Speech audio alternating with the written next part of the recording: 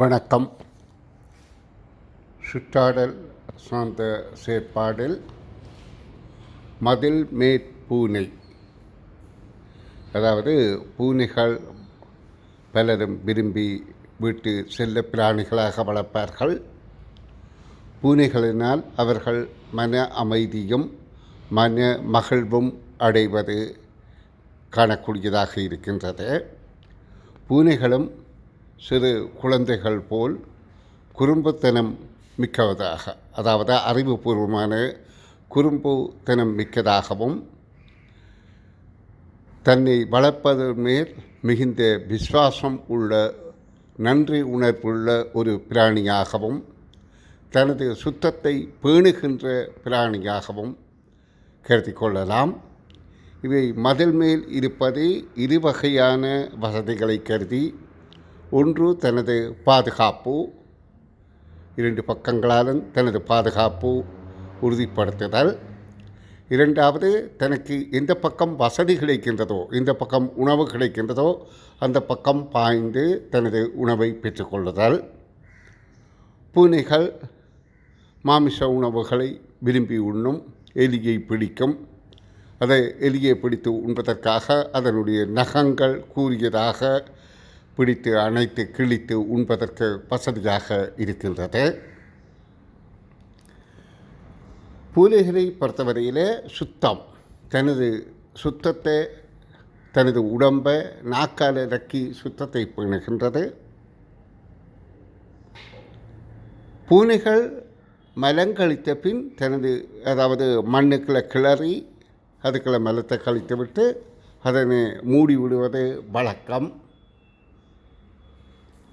Japan நாட்டவர்கள் பூனைகளை விரும்பி வளர்ப்பார்கள். தங்களுக்கு அது ஒரு அதிர்ஷ்ட தேவதையாகவும் அவர்கள் அதனை கருதுவார்கள். இந்த பூனைகளை பொறுத்தவரையிலே அதே நாள் பொழுது நித்திரையிலேயே கழித்துவிடும். மத்திய ஜீவராசிகளை விட நித்திரை பிரியராக இவர்களை கருதலாம். பூனைகளும் தங்கள் உணர்வுகளை தங்கள் வாள்களின் ஊடாகத்தான் பெரிதாக தெரியப்படுத்துகின்றது.